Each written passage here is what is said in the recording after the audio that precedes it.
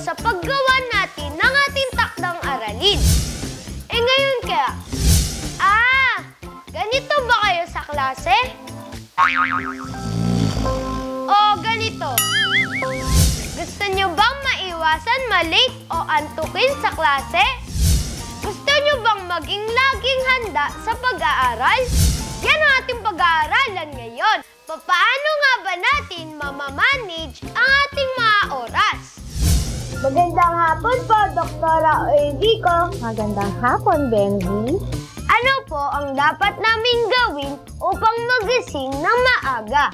Question mo ay napakahalaga, no, para sa inyong mga batang papasok sa paaralan.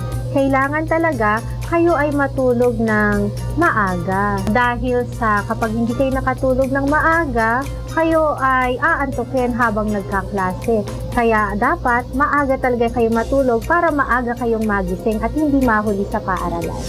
Maaari pa rin po ba kaming makatulong sa gawaing bahay kahit may pasok na?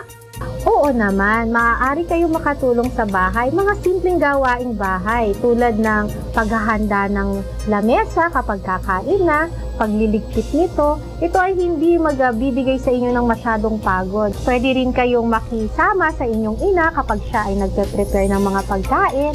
Mga konting minuto lang ito sa inyong mga oras. Kaya pwede kayong makatulong sa bahay. Ano po ang may papayo nyo sa aming mga bata sa tamang paggamit ng oras ngayong pasukan? Oo, tinatawag dyan time management. Kayong mga bata, pwede na kayong i-train tungkol sa kung paano nyo gamitin ang inyong oras sa tama. Pwede kayong maglagay ng schedule nyo, pwede nyong isulat. Kunyari, alas 5 ng umaga hanggang alas 6, ito ang gagawin ko. Maliligo ako, magtututbrush ako, kakain ako ng almusal, dadating ang aking service ng alas 6, alas 7, nasa school hanggang alas 4, alas 5. Yung mga ganun bang gawain nyo, pwede nyo isulat yon. Tapos idikit nyo sa lamesa nyo sa inyong study table. Tapos susundan nyo talaga siya. Yun ang isa sa mga unang pwede nyo gawin para ma-manage nyo ang inyong oras. Maraming salamat po! Maraming salamat din sa iyo, Benji. Mga bata, gamitin natin sa tama ang ating oras, ha? Hindi masamang maglaro, basta wag sobra. Bukas, kung lolobin ng Diyos tungkol sa kalinisan ng katawan ang ating pag-aaralan.